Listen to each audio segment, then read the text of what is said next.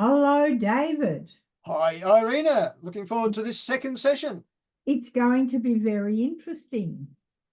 As always, the Better Living Group is about providing a service that we can to all the people in the group, and that is allowing us to learn whatever it is we need to know. And sometimes it's hard to find out what it is we need to know. So we made this flip book called Going, Going, Gone. And we've also made a different flip book called Having Your Way with Your Will. So this is all very interesting because to the way I see things, if we're not aware that there are things available, we don't think about them. So I'm going to explain to you why we developed the power of attorney in our section of the book Going, Going, Gone. It's really important that we understand what the power of attorney does. So I'm going to give it over to you because you have a far greater understanding and you have a far better way of talking about it. So David, over to you. Okay, thanks, Irina. I'm just going to bring up, whoops, I made a mistake there. I'm just going to bring up our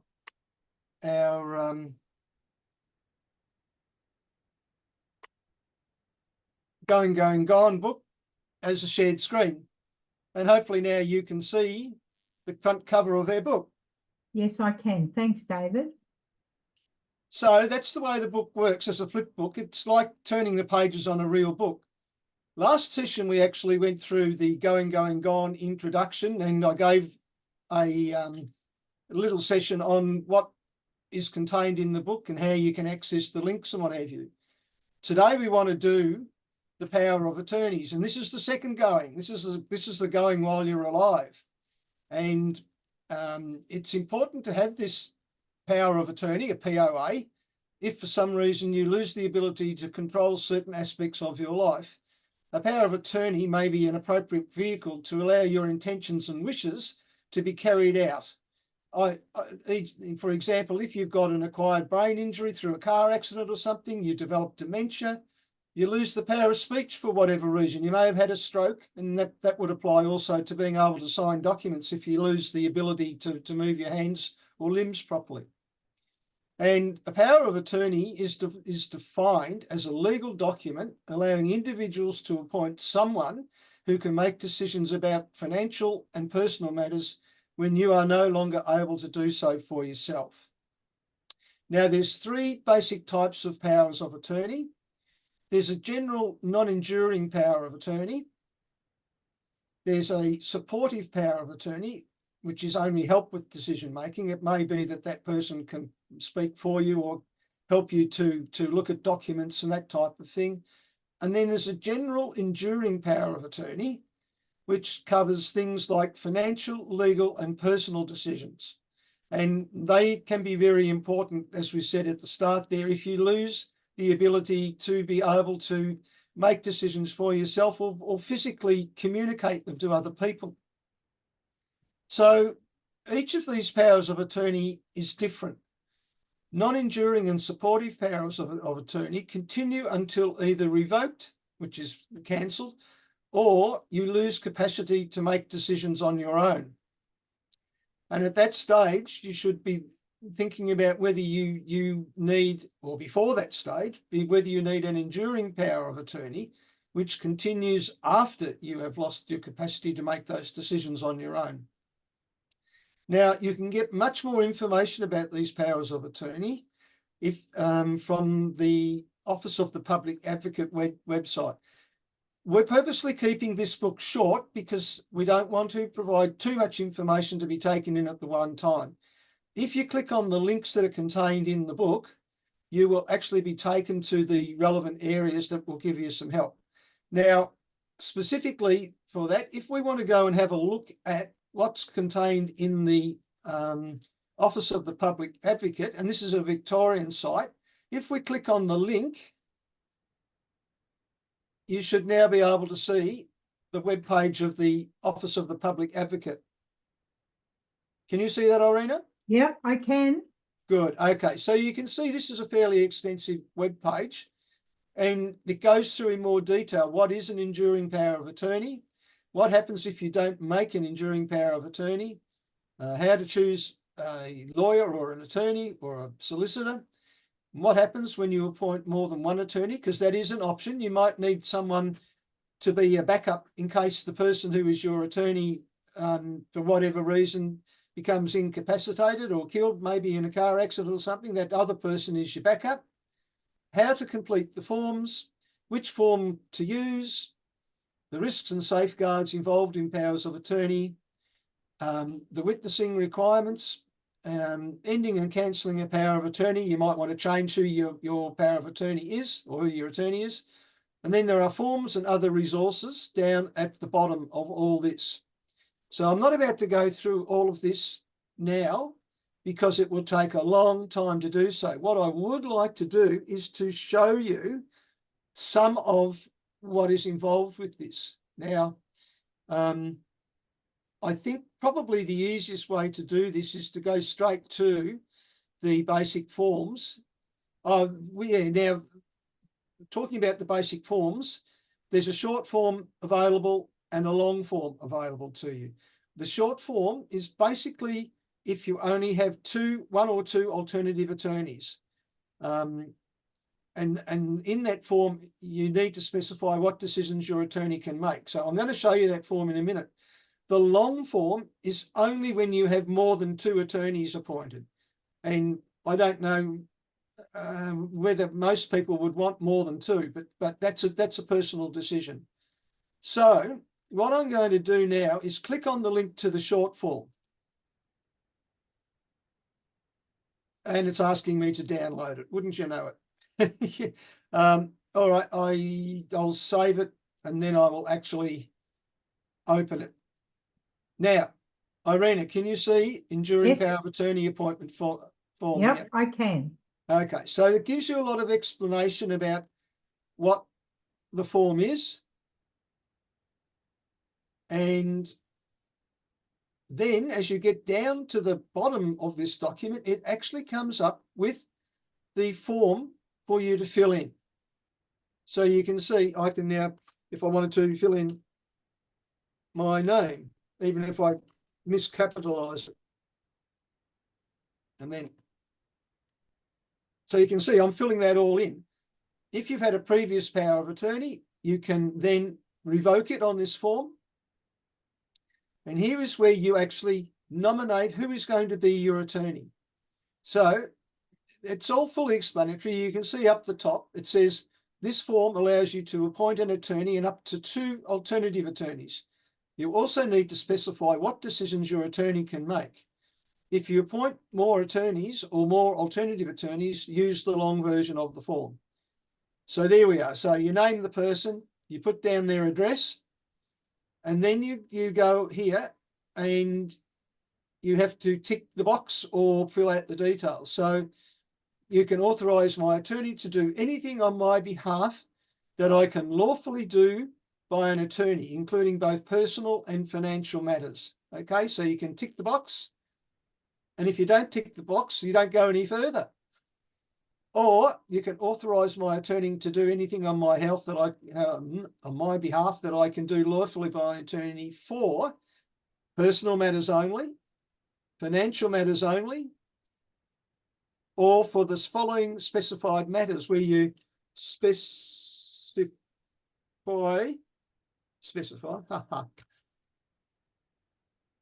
by, I'm not typing too well today. Doesn't matter, you know what I mean. Specify matters, I-N-D-I-V-I-D-U-A, individually. So you can switch all of those on or off at will. And after you've done that, and you'll need to have a serious think about whether you want to have specific matters. Now, I don't know what that might be.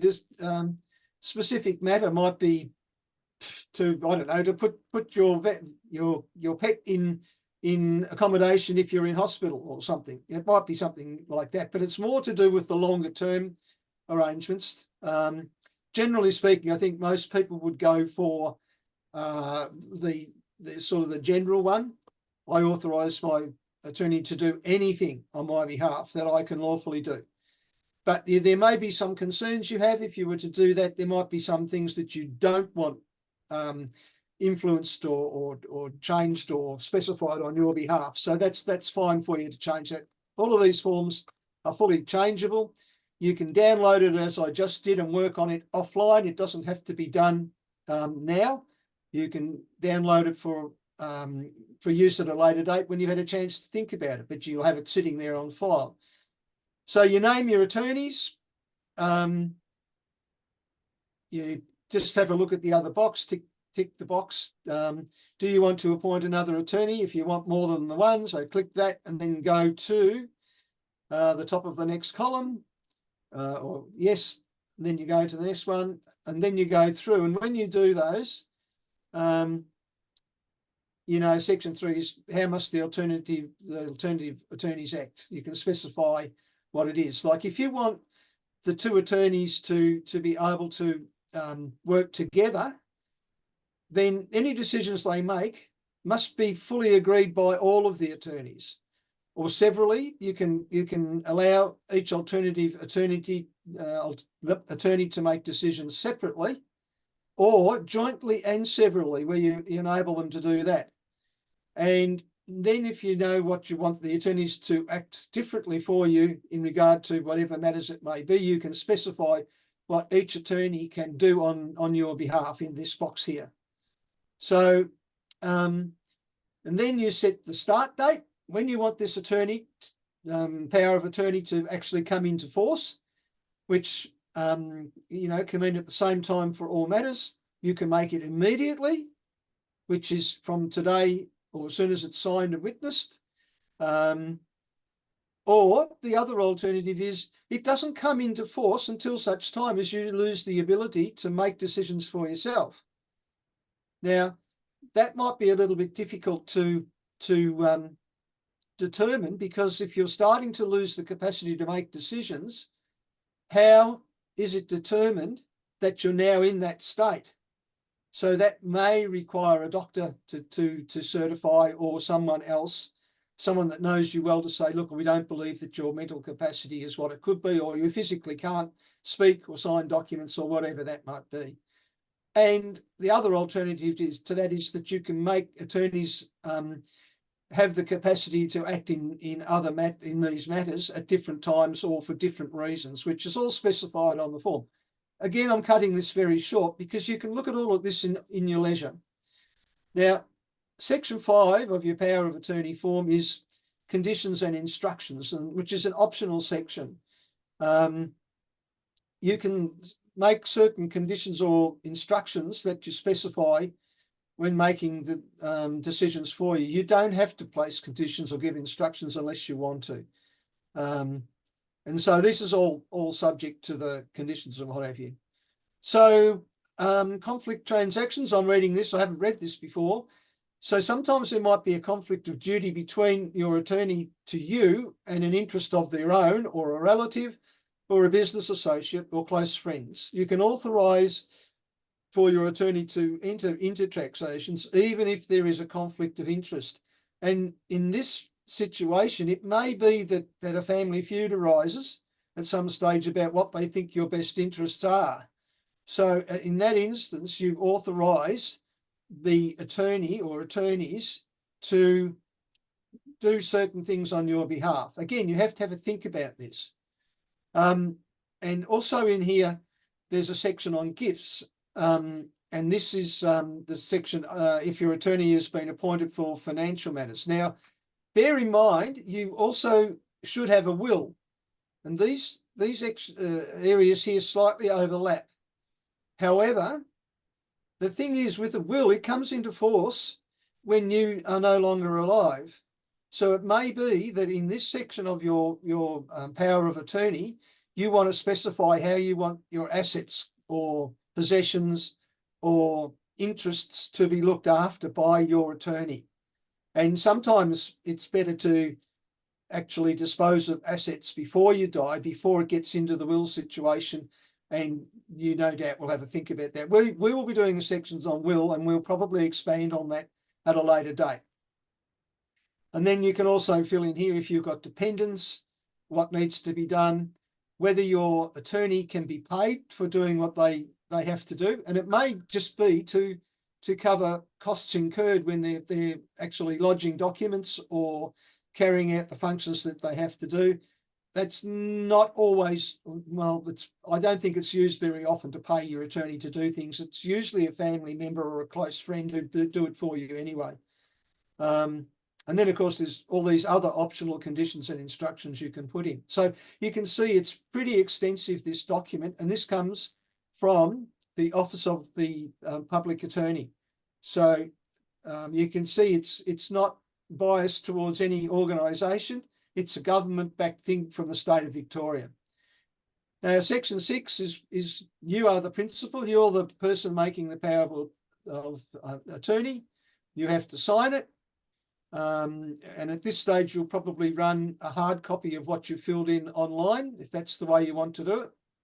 So you put your name there, you sign and date it, but you've got to have 2 witnesses, I think, 2 witnesses, authorised witnesses.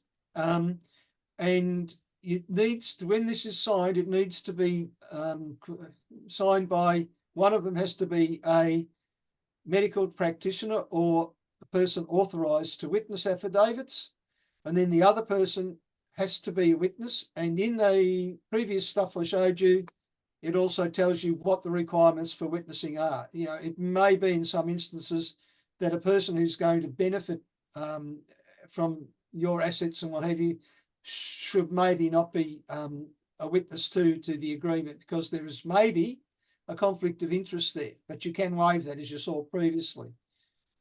Once you've done that and had the witnesses there, you then need to get your attorneys to accept that appointment.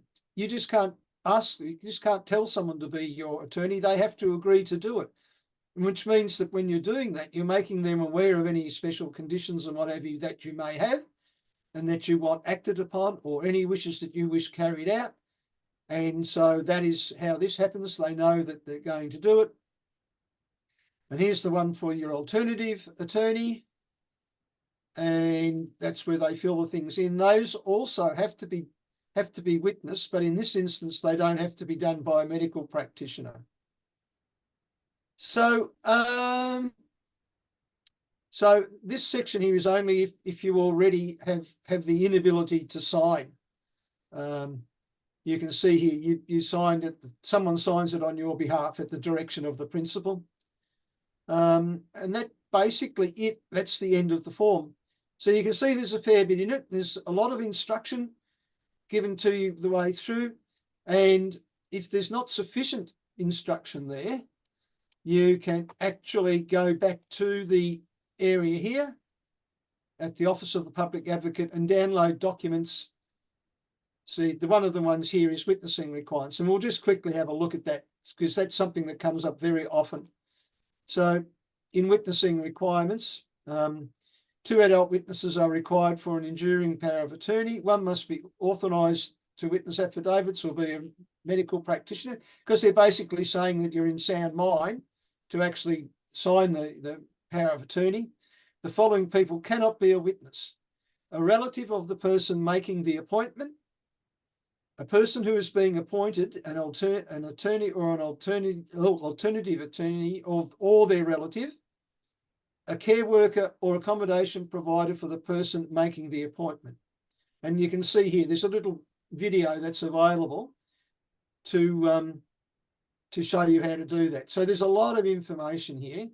And I think at this stage, we'll actually stop looking at this for the time being and return to the Going, Gone book. So, I mean, can you now see the book with the orange heading? I can see the book. Good. Okay, because I'm not sure with the share screen whether it's at times we have to share it to another area, but that's okay.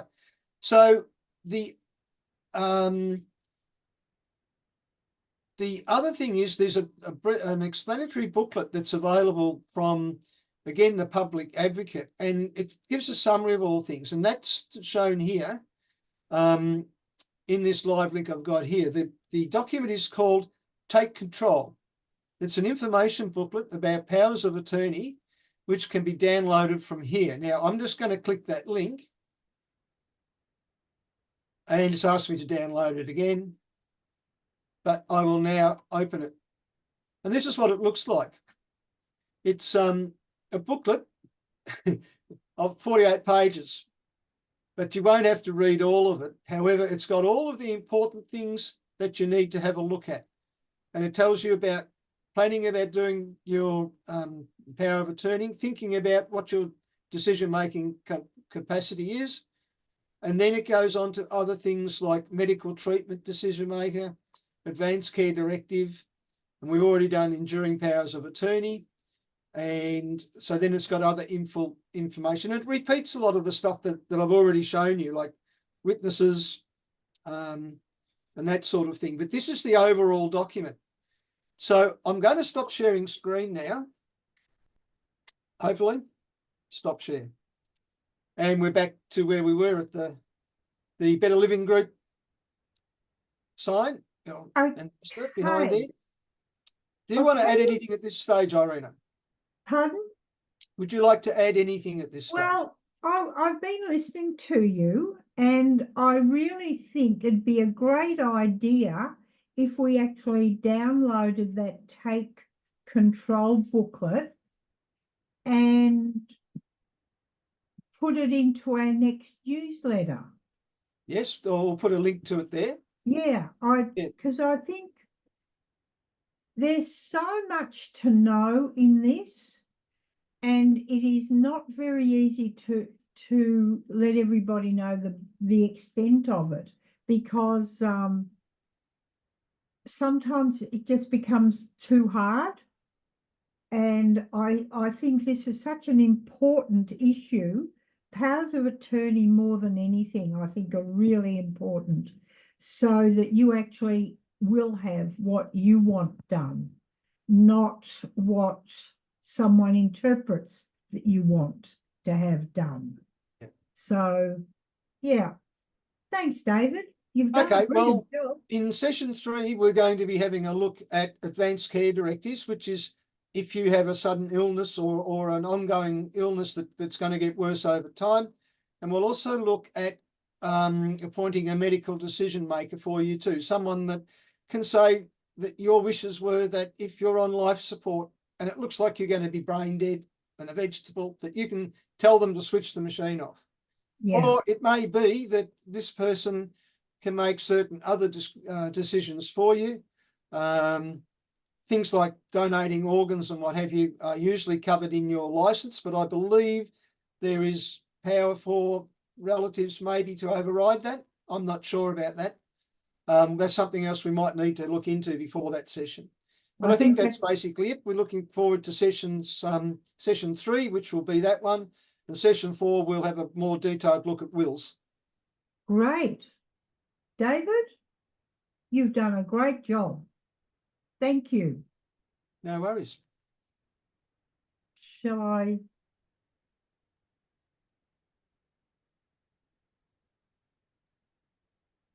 Where do I go to stop the recording? Go to video. Stop video. Stop video. No, there's a stop recording here somewhere. More. There should be a red. Oh, there it is up the top with a little red recording thing up the top. Yeah, it's on yours. Do you want to stop it? Because I can't. Oh, hang on. No, it just says leave meeting. No, I can't stop it. You have to.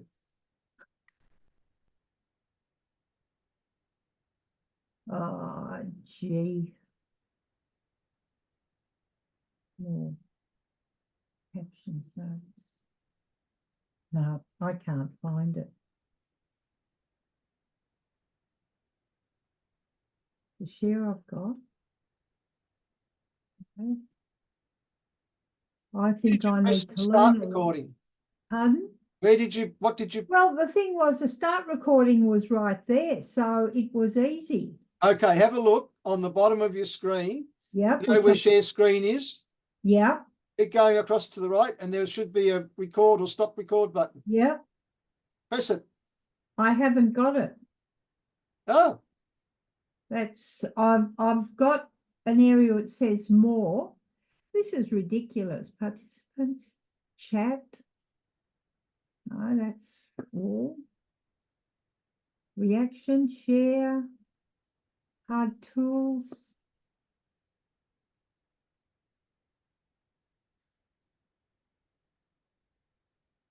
No, I don't believe this. well, we could end the meeting. Yeah. Apps. That's